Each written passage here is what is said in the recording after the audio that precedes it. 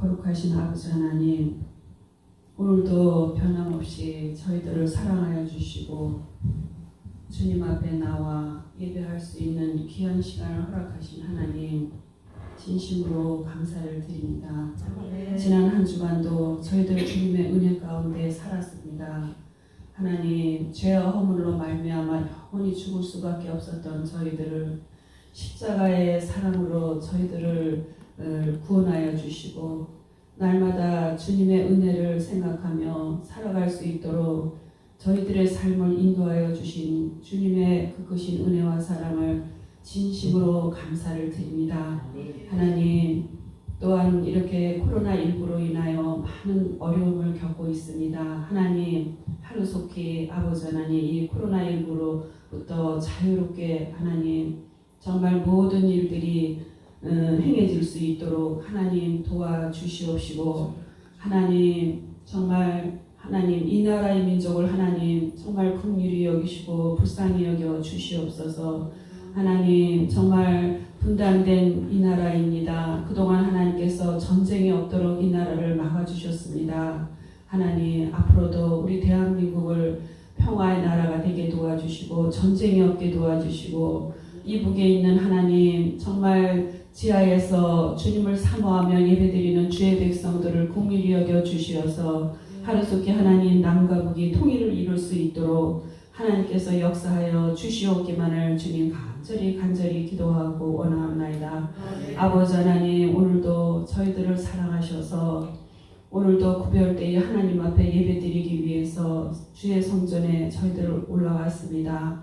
하나님, 저희들의 한 사람 한 사람 심령을 하나님께서 주관하여 주시옵시고, 오늘도 예배드릴 때에 성령의 충만한 은혜로 말미암아 하나님의 말씀으로 아버지 하나님 무장되는 귀한 시간이 될 수 있기를 주님 앞에 간절히 기도하고 원하옵나이다.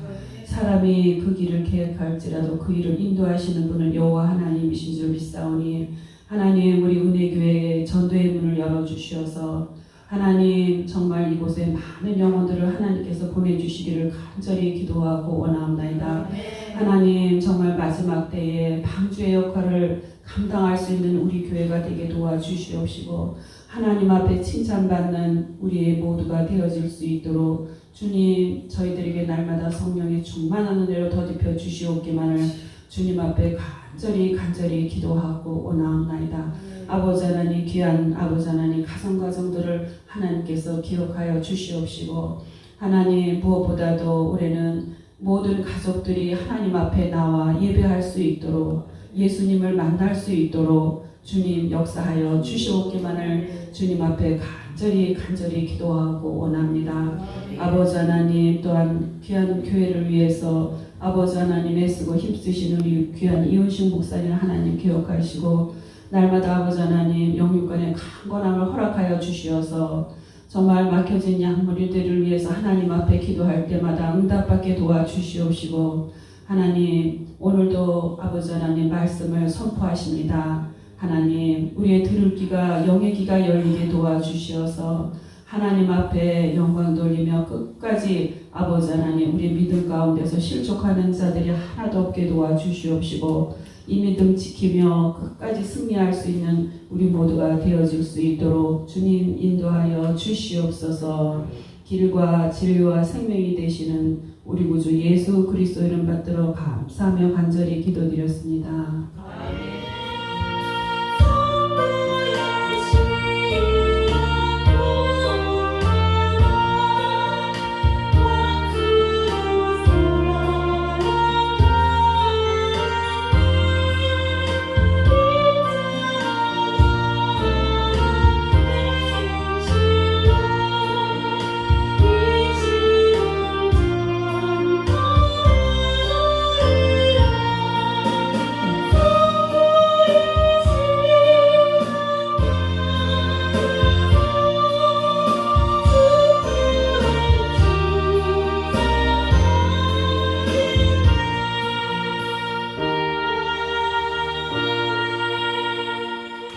아담이 하와와 같이 뱀에게 사단에게 꾀임에 넘어가서 선악과를 따먹고 나무 뒤에 숨었을 때 하나님께서 찾아오셨습니다. 그래서 아담에게 왜 그 짓을 했느냐? 그러니 아담이 거기서 회개하고 반성하는 것이 아니라 당신이 만들어준, 당신이 창조한 그 여자 때문에 내가 먹고 이렇게 먹었습니다. 죄를 책임을 그 여자한테 부인한테 미룹니다. 또 부인한테 가서 하와 너는 왜 선악과를 따먹었느냐? 또 물으니까 하와도 그럽니다. 뱀이 따먹으면은 내가 눈이 밝아지고 하나님 직감 되고 그래서 그런 좋은 걸 다 이야기해서 거기에서 속아서 따먹었습니다. 그렇게 하면서 자기 책임을 뱀에게 돌리는 것입니다. 그래서 오늘 하나님의 말씀은 이제 하나님께서 이제 뱀에게 찾아갑니다. 뱀에게 찾아가서 이제 말을 해요. 뱀에게 오늘 14절에 보니까 여호와 하나님이 뱀에게 이르시되 내가 이렇게 하였으니 네가 선악과를 따먹도록 따먹도록 내가 하지 말라는 명령을 어기도록 하와를 꼬이고 또 아담을 해서 너가 이런 잘못을 했으니 너도 저주를 받아야 된다. 죄값을 지금 이야기하고 있습니다. 오늘 하나님의 말씀은 저주에 선언하십니다. 그러면서 마지막에 21절에 우리 하나님께서는 또 약속도 해주십니다. 우리가 하나님께서 이렇게 인자하신 분, 죄를 지어서 꼭 줄 수밖에 없지만 너희들이 회개하고 돌아오면 너희들은 영생을 얻을 수 있다고 21절에 말씀하고 있습니다. 여기에서 이렇게 뱀에게 그럽니다. 네가 이렇게 하였으니 너는 모든 가축들이 모든 짐승보다 더욱 저주를 받아서 배로 다니고 살아있는 동안 흙을 먹을지니라. 지금 뱀에게 내린 저주입니다. 여기에서 모든 짐승보다 그랬습니다. 모든 짐승보다라는 것은 여기서 뭘 얘기하냐면은 다른 짐승으로 구별되었고 특별히 너만 저주를 받는다는 거예요. 너만 저주를 받는데 너는 앞으로 이제 배로 기어 다닐 저주를 받을 것이다. 그러면 이 말씀을 통해서 뱀이 지금 이 하나님하고 말하고 있을 때, 대화하고 있을 때에는 배로 안 다녔다는 이야기입니다. 이 말씀을 통해서. 왜? 너는 지금 배로 앞으로는 이제 배로 다니고 이렇게 말했지 않습니까? 그러니까 그러면 뱀이 어떻게 있었을까? 아마 학자들은 그렇게 이야기합니다. 꼬리로 뱀이 서서 아담이나 하와나 하나님하고 이야기했을 것이다. 꼬리로. 우리도 저기 호주에 가면 칸가루 같은 경우는 막 뒷발 두 개를 막 뛰어가지 않습니까? 뒷발 먼저 서 있고 아마 그런 뱀이 꼬리로 아마 서서 그렇게 돌아다녔을 것이다. 그런데 이제 하나님께서 저주를 내려버리니까는 기어 다닐 수밖에 없는 그러한 형태로 뱀이 저주받아서 이제 배를 땅에다가 대체 흙 가운데로 기어 다니는 신세가 되고 말았다 하는 것입니다. 이렇게 이 뱀은 실제로 뱀이 흙 가운데로 흙 위로 돌아다니니까는 다음에 나올 때에 뱀은 우리 발꿈치를 물 상하게 하기가 참 편리하게 되어 있습니다. 뱀이. 그렇죠. 산에 가면 항상 우리가 무서워서 장화 같은 거 끼고 또 옷 같은 거 잘 입지 않습니까? 돋보기 물 수 있기 때문에. 그래서 뱀이 이렇게 하나님의 저주로 말미암아 인간의 발꿈치를 쉽게 공격하기 쉽도록 그렇게 한 처지에 놓이게 되었다 하는 것입니다. 뱀이 이렇게 걸어서 서서 다니는 이 뱀이 죄로 말미암아서 결국은 죄의 결과 때문에 이제는 그렇게 서서 다니지 못하고 뱀이 이렇게 기어 다닐 수밖에 없었다 하는 것을 알 수 있다는 것입니다. 이렇게 죄의 하수인이 되면 이러한 고난이 하나님께서 저주를 받는다는 것입니다. 그러니까 우리가 죄에서 사탄의 하수인이 돼서는 안 돼. 왜 하필이면 사탄의 하수가 됩니까? 사탄은 우리가 하나님으로 앞으로 가지 못하게 하고 반대 방향으로 가게 합니다. 의의 길을 가지 못하고 불의의 길로 가게 한다는 거예요. 이게 사탄이 하는 짓입니다. 그러니까 우리는 이 뱀처럼 사탄의 하수인이 돼서는 안 된다는 거예요. 하나님의 하수인이 돼야 돼. 하나님의 종이 돼야 돼. 그래서 올바른 길을 걸어가야 한다는 것입니다. 그래서 뱀에게 너는 평생 동안 흙을 먹고 산다고 해요. 사실 뱀이 흙을 먹지 않습니다. 뱀이 흙을 먹지 않지 않습니까? 그런데 우리는 성경 말씀 보면 뱀이 흙이 먹다니까 이상하다 그런 생각도 하셨죠. 흙을 먹지 않는데도 여기서 흙을 먹고 살리라 이렇게 말씀하신 것은 뱀이 지금 배 가지고 땅을 기어다니지 않습니까? 땅을 기어다니면 땅에서 흙먼지, 티끌 그런 것들이 올라오면은 우리는 땅하고 멀리 있기 때문에 코나 입으로 이 흙먼지나 티끌이 안 들어오지만 뱀은 돌아다니면 계속해서 티끌이나 흙먼지가 가까이 있지 않습니까? 그러니까 먹어지는 거예요. 그래서 하는 말입니다. 이 기어다니니까 실제로 흙 먹지는 않지만은 바로 땅 밑에 위에서 올라오는 티끌이나 흙먼지를 계속해서 너는 마실 수밖에 없다. 이런 의미가 그 속에 들어있다 하는 것입니다. 이렇게 뱀은 먹어서는 안 될 선악과를 먹도록 할 부추기는 그러한 죄 때문에 배로 기어다녀야 되고, 또 코가 땅 바로 옆에 있기 때문에 이와 같이 먹기 싫지만은 평생 동안 그 흙먼지를 숨을 쉬면서 먹으면서 살아야 할 그러한 처지에 놓여 있다는 겁니다. 우리 일상생활도 마찬가지예요. 우리가 죄를 지었을 때에는 그 죄의 대가가 이와 같이 나타나는 것을 우리는 깨달아야 됩니다. 죄 짓고도 그냥 평평하게 죄 짓고도 아무런 아직까지 지금 그 죄에 대한 어떤 하나님의 보상이 없으니까 죄도 괜찮은가 보다 하고 죄를 짓지만은 오늘 보면은 이 사탄, 이 뱀이 죄를 짓기 때문에 서서다했던 뱀이 기어다녀야 되고, 기어다니니까 결국은 먹기 싫은 그 흙먼지, 먹기 싫은 그 티끌도 마셔야 된다는 거예요. 이렇게 죄의 값은 큰 저주로 우리 하나님께서 뱀에게 내려주고 있습니다. 그러면서 뱀에게 이야기를 합니다. 15절에 보니까 내가 너로 여자의 원수가 되게 하고 여자의 원수가 되게 하고 네 후손도 여자의 후손과 원수가 되게 하리니. 이 말은 지금 무슨 말이냐? 여기서 여자라는 것은 여기서 이 하와를 이야기하는 것입니다.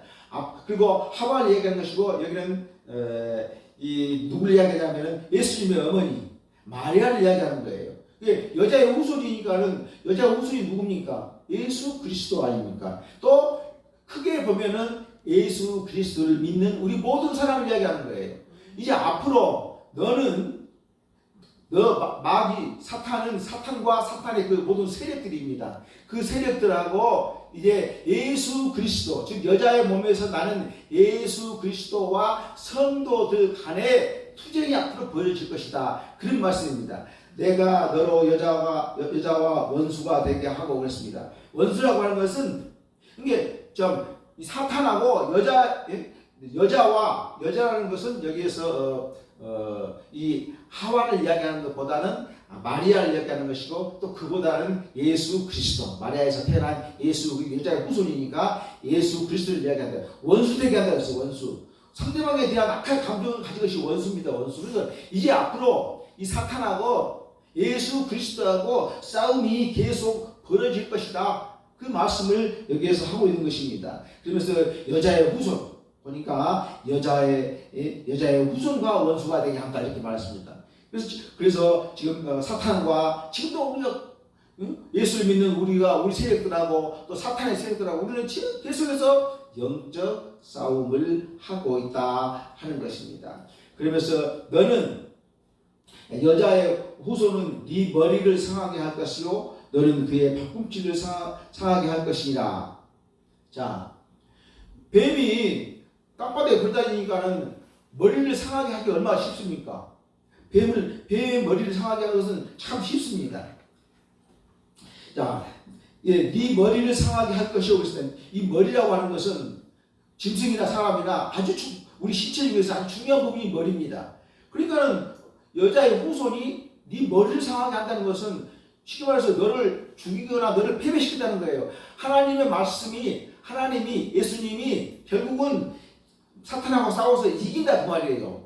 이 말씀은 네 머리를 상하게 한다는 것은 왜? 머리는 뱀에서 가장 중요한 부분이고 또 모든 이 동물이나 우리 인간 중에서 머리는 중요한 부분이기 때문에 머리를 짓밟아버리면 결국 치명적인 패배. 앞으로 사탄과 예수 그리스도가 싸우게 될 텐데 이렇게 그 여자의 후손이 네 머리를 받게 되므로 치명적인 패배를 가지고 올 수밖에 없다 하는 것입니다. 이와 같은 선언은 사단과 그의 추종 세력 간의 비참한 종말을 이야기하는 거예요. 패배, 여기서 머리를 밟아버리는 너가 지금 여자를 죽이고 인류를 파탄시키기 위해서 하와를 꼬여가지고 선악과를 먹게 했는데 네가 죽게 했지만 나중에 결과를 보면은 너희들은 예수님이 재림하시면 심판할 때 이 사탄 마귀는 어떤 일이 되겠습니까? 전부 다 지옥으로 가는 거예요. 패배하는 거예요. 그래서 그런 말씀을 여기에서 말씀하고 있는 것입니다. 그래서 이렇게 사탄과 사탄을 이렇게 추종하는 모든 세력, 예수 안 믿는 사람 다 포함되겠죠. 그 사람은 결국은 비참한 종말을 맞이할 수 있게 된다는 거죠. 그러면 언제 그렇게 되느냐? 지금 네가 하와를 꼬여서 이렇게 인류를 멸망시키기 위해서 선악과를 먹게 했는데, 이제 그래서 다 인류를 다 죽여버리기 위해서 선악과를 먹게 했는데, 예수 그리스도가 이 땅에 오셔서 너희들이 예수 그리스도를 죽였는데 예수 그리스도가 죽음에서 부활하셨다는 거예요. 부활하셨다는 것이 뭘 의미하겠습니까? 싸움에서 네가 죽으려고 했지만은 예수님이 죽었어. 고난받아 돌아가셨어요. 그런데 부활하셨다는 것은 너희들이 아무리 예수 그리스도를 죽이려고 해도 예수 그리스도가 다시 부활하셨다. 그러므로 너희들은 패배할 수밖에 없다는 것을 여기서 말씀하고 있는 것입니다. 이렇게 사탄은 이제 우리 예수 그리스도를 말미암아 짓밟힘이 돼가지고 머리가 깨진 상태예요. 지금 상태로는 사탄은 지금도 사탄이 우리하고 싸웁니다. 그런데 지금 사탄은 어떤 사탄이냐면은 여기서 말한 것처럼 이 머리에 상처를 입은 사탄이기 때문에 그저 하와에게 가는 사탄보다는 지금 사탄이 발버둥을 치는 거예요. 왜? 이제 죽을 지경이 됐으니까 자기의 이 머리를 다쳐서 발버둥을 치고 있기 때문에 아직도 사탄이 우리 예수 믿는 자들에게 공격을 계속 해옵니다. 그러나 그 사탄은 머리에 상처를 입은 사탄이기 때문에 우리가 정말로 하나님 말씀 가운데 거뜬히 쓰기만 하면은 이 사탄은 충분히 이길 수도 있는 것이고, 이 사탄의 마지막은 언제 끝나느냐? 예수님이 재림하실 때 사탄이 완전히 이 세상에서 없어지는 그러한 일이 벌어진다 하는 것입니다. 너희들이 아무리 싸워봐야 그의 발꿈치, 예수님의 발꿈치를 상하게 한다는 거예요. 예수님이 수난받고 고난받고 십자가에 돌아가시는 것은 그게 뭐냐면은 발꿈치 조금 상하게 하는, 발꿈치라는 것은 우리 신체 중에서 가장 별로 그렇게 지난번에 우리 멀카트 이야기했지만은 신체 중에서 중요한 부분이 아니야. 발꿈치는 발은. 너희들이 아무리 이 하와를 통해서 우리 인류를 멸망시키려고 했지만은 예수 그리스도의 발꿈치 조금 문 것이다. 그것밖에 안 된다는 거예요. 발꿈치 문 것밖에 안 된다는 거예요. 그러니까 예수님께서 그런 상태에서 부활하셨기 때문에 예수님께서는 그 발꿈치가 다 결국은 상처가 아물었다. 그런데 배의 상처는 아직도 머리가 터진 상태는 아직도 남아있는 것을 알 수 있다는 것입니다. 오늘 여기 14절하고 15절에서는 뱀의 저주입니다. 뱀은 이제 선악과를 먹게 함으로 서서 다녔던 뱀이 기어다녀야 되고 흙을 먹어야 되고, 이제 앞으로 뱀하고 사탄하고 우리 예수를 믿는 그리스도를 믿는 모든 사람하고 싸워야 되는데 결국 싸움에서 너희들은 지고 지옥으로 갈 수밖에 없다고 하는 것을 14절과 15절에 뱀에 대한 저주가 나옵니다. 16절에서 이제 그 다음에 하와에게 우리 하나님께서 저주를 합니다. 하와에게 뭐라고 16절에 저주를 하느냐? 16절에 또 여자에게 이르시되 내가 내게 임신하는 고통을 크게 더하리니 내가 수고하고 자식을 낳을 것이며 너는 남편을 원하고 남편은 너를 다스릴 것이니라 하시고, 지금 두 가지로 하나님께서 이 하와에게 저주를 하고 있습니다. 사실 이 하와는 사단의 유혹에 빠져가지고 제일 먼저 선악과를 따먹는 그 죄 때문에 지금 하나님께서 이 하와에게 이렇게 먼저 저주를 선언하고 있습니다. 저주 선언이 뭡니까? 잉태의 수고, 즉 애를 배었을 때 10개월 동안 수고하지 않습니까? 잉태의 수고와 해산의 고통을 하나님께서 이 하와에게 주십니다. 사실 잉태하고 해산하는 것은 하나님의 축복입니다. 그러니까 기쁨이고 즐거움인 거예요. 그런데 하나님께서 그 잉태하고 다음에 해산하는 그 수고를 주심으로 결국은 고통, 해산의 고통을 하나님께서, 그러니까 아마 그 당시에 만일에 이 범죄하기 전에 이 아담과 하와는 하나님께서 해산의 고통, 잉태의 수고를 안 수도 있겠습니다. 제 생각으로는. 그런데 이 죄를 짓고 나니까 하나님께서 잉태의 수고, 10개월 동안 수고해야 되고 낳을 때 그 고통을 하나님께서 이렇게 그 여자에게 무서운 고통을 이렇게 형벌로 하나님께서 여자에게 주셨습니다. 이렇게 해산의 고통을, 그러니까 우리는 이제 아기 낳으면서 해산하면서 고통 당할 때 그냥 아유 아파하지 말고 어떻게 해야 되겠습니까?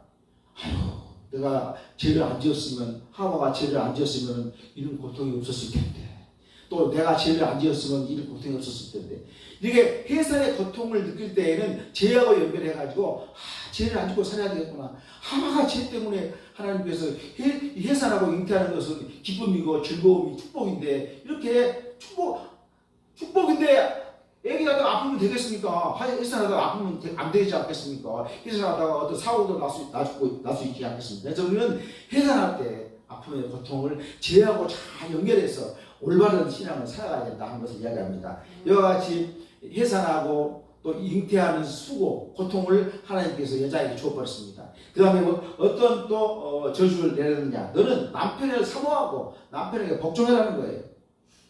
그런 저주를 여기서 지금 내리고 있습니다. 원래 부부간에는 동등이에요, 동등해. 왜? 옆구리가 있기 때문에 동등한 차입니다.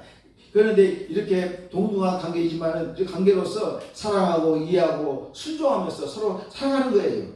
그런데 범죄하고 나니까는 하나님께서 부부 관계의 그 질서, 복종의 한계를 만들어버립니다. 남자가 복종해라, 그렇게 말하고 있는 것입니다. 즉 하나님이 형벌로 말미암아 아내는 남편에게 의지하고 또 그 지배에 복종해야 할 의무를 주셨습니다. 그러나 우리는 이것은 부부간의 어떤 위계 질서를 의미할 뿐이지, 실제로 부부간의 질서가 있지 않습니까? 남자로서 여자는 질서가 있는데 그 질서를 이야기하는 것이지, 꼭 여자는 남자의 부속품이다, 그것이 아니라는 거예요. 노예가 아니다. 노예다, 그 말 뜻하는 것은 아닙니다. 남자와 여자를 질서, 유괴 질서로 분명히 지켜라. 그런 이야기가 그 말 속에 들어있는 것입니다. 이렇게 사모하고 복종하라는 것은, 그렇다고 해서 꼭 여자가 남자에게 애속이 돼서 노예처럼 그렇게 살아, 그 말은 아니고, 남자와 여자 간에 확실한 유괴 질서를 가지고 살아야 된다고, 이렇게 15절에 여자에 대한 저주를 하나님께서 하십니다. 그러면서 이제 16절로 20절까지는 남자에게 저주를 합니다. 그래서 여자는 여기 저주 보니까 한 줄밖에 안 돼요. 15절, 여기 16절 한 절밖에 안 되는데 남자한테는 좀 할 일이 좀 많은가 봅니다. 남자가 책임이 더 크다는 거예요. 17절에 보니까 이제 남자에게 저주를 합니다. 아담에게 이르시되,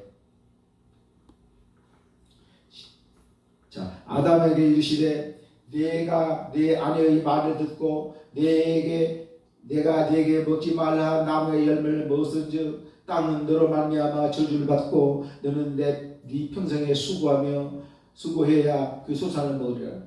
아담이 누굽니까? 하나님께서 제일 창조했고 아담에게 모든 우주 만물을 다스릴 수 있는 권한을 주셨어요. 아담에게. 그러면서 동산 중앙에 있는 선악과를 따먹지 마라. 분명히 지시했지 않습니까? 그러면 그 하나님의 지시를 아담이 확실하게 중심을 가지고 모든 만물을 이름과 동물 이름까지 지었지 않습니까? 모든 만물을 주장하는 자가 이 아담이란 말이에요. 아담. 그러니까는 하나님 말씀을 중심에 딱 잡고 흔들리지 말아야 되는데, 17절 그런데 네가 네 아내는 말 듣고 17절에 네가 먹지 말라고 하는 그 나무의 열매를 먹었냐?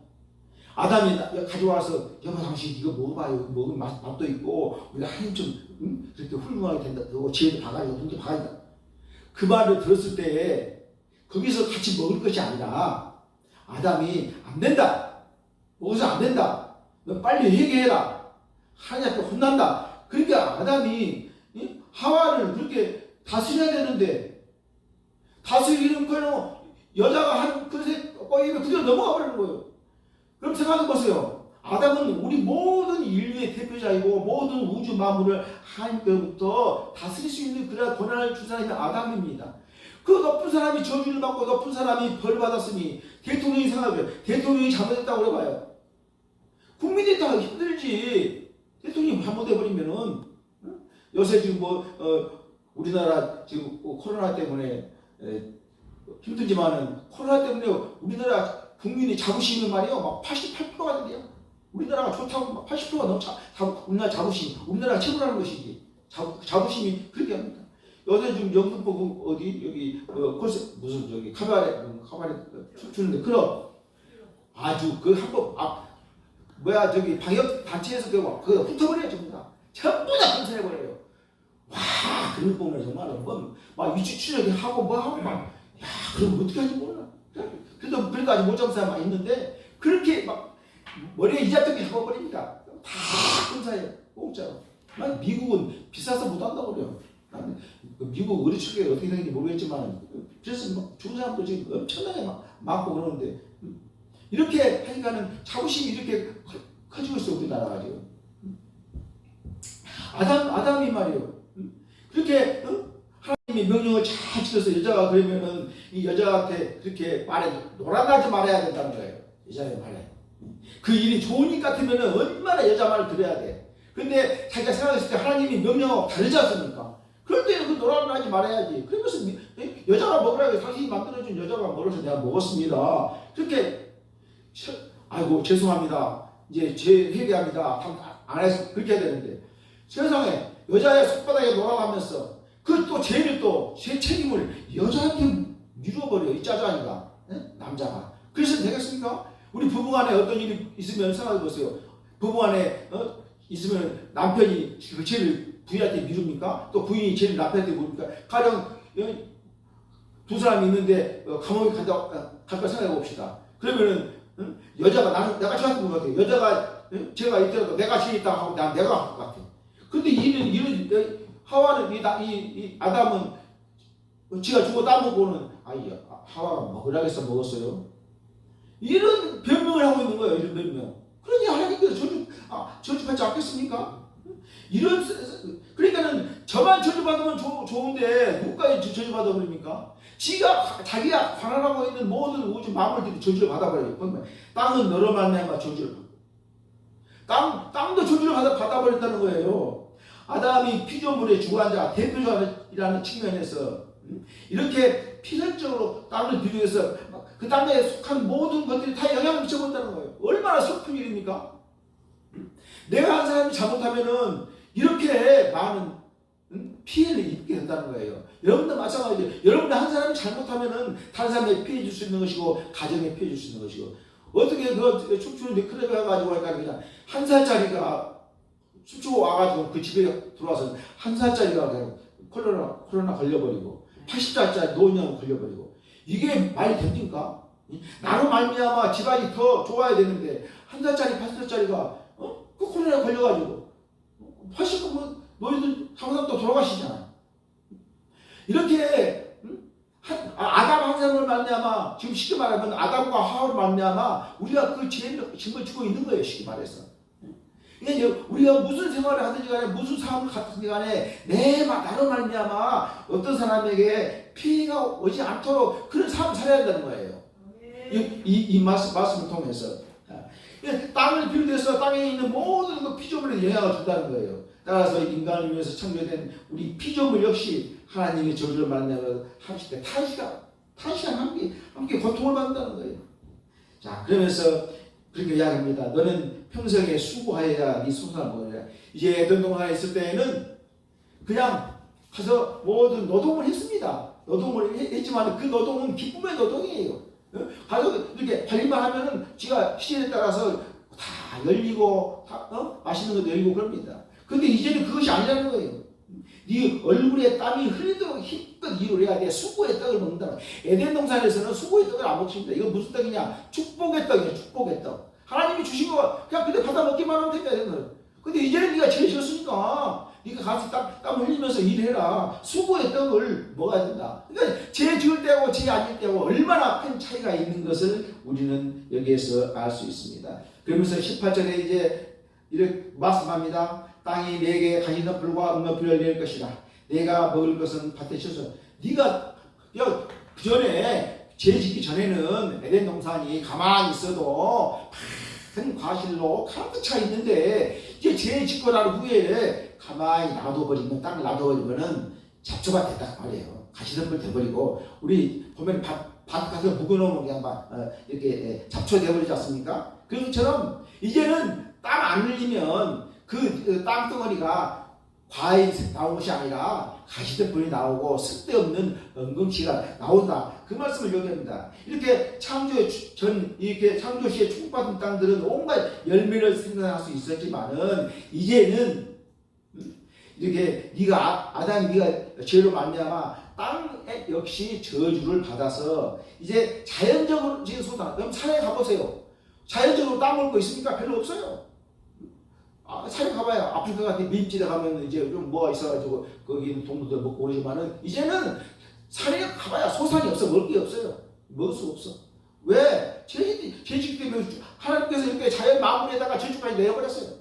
그래서 그냥 어쩔 수 없이 이렇게 엉겅퀴나 가시덤불만 있게 된다는 것입니다. 따라서 인간은 이제 우리가 땀을 흘리고 수고를 해야지만이 이 땅으로부터 먹을 것을 얻을 수 있다. 이것을 말합니다. 그 죄는 아름다운 게 에덴 동산, 아름다운 것에 대한 다 변이시키고 부패시키고 무서운 독소라는 거 죄다. 이제 우리는 죄가 이렇게 무서운 것을 알고 정말로 죄에서 나와야 한다는 거예요. 죄에서. 아담과 하와가 죄로 들어갔기 때문에 우리 그 죄 속에 우리가 같이 묻혀 있는 거예요. 우리는 이와 같이 죄에서 나와야 우리의 고통을 해방받을 수 있다 하는 것입니다. 그러면서 네가 먹을 것은 밭의 채소라고 이야기하고 있습니다. 네가 수고하고 고통하고 근심해서 땀 흘리면 겨우 얻어지는 것은 밭의 채소다. 이렇게 말씀하고 있습니다. 하나님의 은총과 축복으로 거두어지는 낙원의 실과하고는 잘 대조를 하고 있는 것입니다. 그러면서 계속해서 이제 저주를 합니다. 19절에 네가 흙으로 돌아갈 때까지 얼굴에 땀을 흘려야 먹을 것을 먹으리니 내가 그에서 취함을 얻었습니다. 너는 흙이니 흙으로 돌아갈 것이니 아니라. 내가 흙이니 흙으로 돌아간다. 그 말은 하나님께서 흙으로 만들었으니까 당연히 나중에 흙으로 돌아간다. 그런 말이 아닙니다. 그 말 아니라 만일에 아담과 하와가 에덴 동산에서 범죄 안 했으면 흙으로 만든 그 몸이 어떻게 됐을까요? 영원히 살았을 것 같아요. 내 생각에는. 그런데 죄 짓고 나니까 이제 그 죄값 때문에 사실 사람 만들 때에는 하나님께서 흙으로 만드시고 거기에다가 생기를 불러넣어서 사람 생명이 되게 이렇게 만들었습니다. 그래서 하나님께서 생기를 집어넣어서 이 흙으로 만든 이 몸이 사람이 살아있는 생명이 됐지 않습니까? 그런데 죄를 지어서 하나님께서 우리 속에 있는 이 생기를 가져버렸어요. 그러니까 우리가 흙으로 만들었으니까 다시 흙으로 돌아간다. 그 말이 아니라 여기에서는 죄를 지었기 때문에 하나님께서 만든 죄를 지었기 때문에 그 죄의 대가로 네 몸에서 그걸 가져가 버려서 네 생명이 없어져서 죽는다. 그 말을 의미하고 있는 것입니다. 여기에서 상당히 내용이 좀 어렵습니다. 저도 어려워서 몇 번 이렇게 읽어보고 이게 고생을 좀 했습니다. 이렇게 흙으로 돌아간다는 것은 흙으로 만들어졌기 때문에 흙으로 돌아간다는 말이 아니라 인간의 죽음의 원인은 하나님의 명령을 어긴 죄 때문에 너희한테 생명을 주님 뺏어가 버렸어. 그러니까는 죽는다 하는 것을 여기서 그래서 흙으로 만들어서 흙으로 간다 그 말씀을 이야기하고 있는 것입니다. 그래서 20절에 보니까 이제 아담이 그의 아내의 이름을 하와라 불렀으니 그는 모든 산자의 의미가 되느라. 이 말씀을 뭐라고 그러냐면 이걸 뭐라고 그러냐면은 아담이 하와라는 뜻이 무슨 뜻이냐면은 살다 또는 생명 그런 의미입니다. 하와라는 뜻이. 그러면 이미 저주를 받아서 죽을 수밖에 없는 아담과 하와인데 어떻게 해서 아담이 이렇게 자기 부인 이름을 생명이라고 해도 살아있는 거 아닙니까? 자기 생명이라고 이렇게 지어줬을까? 그러니까 죽은 운명을 선고받았음에도 불구하고 아담은 자기 부인에게 이름을 살아있는 생명 이렇게 이름을 지어줬으면 여자의 후손에 대한 하나님의 은혜의 언약에 근거해서 왜 우리가 비록 죽지만은 우리 후손을 통해서 여자의 후손을 통해서 즉 마리아의 후손을 통해서 예수 그리스도가 이 땅에 난다는 거예요. 그걸 지금 여자의 후손을 이 아담이 믿고 여기 하와에게 이름을 지어준 거예요. 그러니까 아담이 이 순간에도 생명에 대한 소망을 확신하고 있다고 하는 것을 알 수 있습니다. 아담 부인을 화로 이름 지어준 것은 살아있다, 생명이다는 뜻인데, 여자의 후손을 통해서 예수 그리스도가 이 땅에 오시고, 그러므로 우리는 예수 그리스도의 믿음으로 생명을 얻을 수 있다는 것을 이 아담이 이 신앙을 이야기해주고 있는 것입니다. 그래 모든 산자의 의미가 된다. 그 말은 예수는 전 인류를 이야기하지만 그 중에서도 예수 그리스도를 이야기하고 있는 것입니다. 마지막에 그러면서 이제 이렇게 저주를 내립니다. 너는 나가서 일해서 피땀 흘리고 일을 해서 너는 이 세상을 살아가라. 그래서 이제 주님께서 이 아담과 하와를 에덴 동산에서 쫓겨내버립니다. 쫓겨내버리면서 이제 저주를 해서 쫓겨냈으니 부모의 심정이 얼마나 아프겠습니까? 저주만 그냥 막 담아서 내보냈어요. 내보내면서 21절에 이야기합니다. 여호와 하나님이 아담과 그의 아내를 위하여 가죽옷을 지어 입히시니라. 제가 이 말을 성경을 읽고 몇 번이나 울었어요. 보세요. 저주를 시켜서 지금 옷이 뭐예요? 옷이 지금 이제 부끄러워서 나뭇잎으로 옷을 만들어서 입었지 않습니까? 그럼 나가서 계속해서 나뭇잎 부끄러운데 나뭇잎 입고 돌아다니면서 뭐 일할 수 있겠어요? 가서 피땀 흘리고 일해야 되는데 그 나뭇잎으로 옷 만들어서 한 번 입고 엎드리면 다 없어져 버리잖아요. 말라서 말라뼈가 돼가지고. 그러면은 이 피부 육체 같은 경우는 전부 다 망가질 것 같은 거지. 흘리고 넘어지면 다치고 막 그래요. 그래서 이제 하나님께서 가죽옷을 내버렸어요. 입어서 내버리셨는데 이것은 뭘 이야기하겠습니까? 먼 고생길을 떠나는 자식에게 보따리를 챙겨주시는 늙은 어머니, 그 늙은 어머니의 심정이라는 걸 하나님께서. 그러면서 하나님께서 이제 에덴 동산을 떠나 거친 땅을 일구어서 살아가야 할 아담과 하와에게 손수 질기고 튼튼한 가죽옷을 입히셨다 하는 것입니다. 우리는 그냥 옷이다 그렇게 생각하면 참 간단합니다. 그러나 이것을 뭐라고 하냐면 원시 계시라고 합니다. 원시 계시라는 제일 처음에 하나님께서 계시, 앞으로 되어질 것을 보여준 거예요. 계시, 보여준다고. 제일 처음에 지금 하나님께서 앞으로 어떻게 뭐가 될 것이다. 이 가죽옷을 통해서 앞으로 되어질 것을 보여준 것을 원시 계시라고 그러는데, 가죽옷이라고 하는 것은 우리 몸을 보호합니다. 아마 아담과 하와는 그걸 아마 평생 입었을지도 모르겠습니다만은 몸을 보호하는데, 이것은 이제 원시 계시라는 말은 영적으로 따져봐야 돼. 가죽옷이 뭡니까? 가죽옷을 무엇을 만듭니까? 짐승을 잡아서 만들지 않습니까? 짐승을 잡아서 피를 흘려서 짐승의 그 껍데기 가지고 옷을 만들지 않습니까? 그러니까 가죽옷이라는 것은 짐승을 잡는다. 어떤 때 우리가 구약시대 짐승 잡았습니까? 하나님 앞에 나의 죄를 사죄할 때 짐승을 잡아서 하나님께 드리지 않습니까? 피 흘리고 드리지 않습니까? 그걸 의미하는 거예요. 가죽옷은. 또 우리 예수님 시대에 와서는 예수님께서 십자가에 못 박혀서 돌아가심으로 피를 흘리셨지 않습니까? 그러니까 가죽옷을 만들려면은 피를 흘려야 되고, 가죽옷을 만들려면 짐승의 죽음이 있어야 되지 않습니까? 예수님의 죽음이 있었지 않습니까? 그래서 가죽옷은 평생 우리가 입을 수 있는 것이고, 가죽옷은 떨어지지 않는 것, 내 육신을 보호한 것인데, 너희 이제 앞으로 이 계시는 앞으로 후손들이, 즉 구약시대에 와서는 짐승을 잡아서 피를 흘려서 제사를 드려서 너희 죄를 사함을 받아라, 그 말씀입니다. 그리고 나서 그것도 모자라니까 이제 예수 그리스도가 이 땅에 와서 십자가에서 피 흘려 주심으로 우리의 죄를 사하고 우리를 구원해 주신다. 이 구원의 약속인 거예요. 이 가죽옷이. 이렇게 우리 주님께서는 우리에게 가죽옷을 주시기를 원하시는 주님이십니다. 우리는 정말로 예수 그리스도가 나의 가죽옷이요. 예수 그리스도가 십자가에 피 흘려서 돌아가신 그 예수 그리스도. 그러니까 우리는 그 가죽옷을 입어야 물론 세상도 살아갈 수 있지만은 영원한 하늘나라도 우리가 쟁취할 수 있다 하는 것입니다. 오늘 하나님의 말씀을 통해서 하나님은 죄를 미워하시나 사람은 사랑하신다 하는 것입니다. 또 징계 중에서도 이와 같이 가죽옷을 주시는 긍휼을 베푸시는 하나님이십니다. 이제 우리가 어떠한 죄악의 구덩이에 있다 하더라도 정말 하나님은 죄를 미워하시지 사람을 미워하시지 않습니다. 또 하나님은 저주를 하시지만은 또 오늘 하나님께서는 이렇게 긍휼을 베푸시고, 긍휼이라고 하는 것은 불쌍해서 하나님께서 보호해 주신 거예요. 이것이 하나님의 이 마음이에요. 부모의 마음인 거예요. 이제 우리가 정말로 죄악에서 이겨서 하나님 앞으로 하나님이 주시는 가죽옷을 입고 정말로 이 세상에서 승리하는 귀한 성도가 되기를 주님의 이름으로 축원합니다.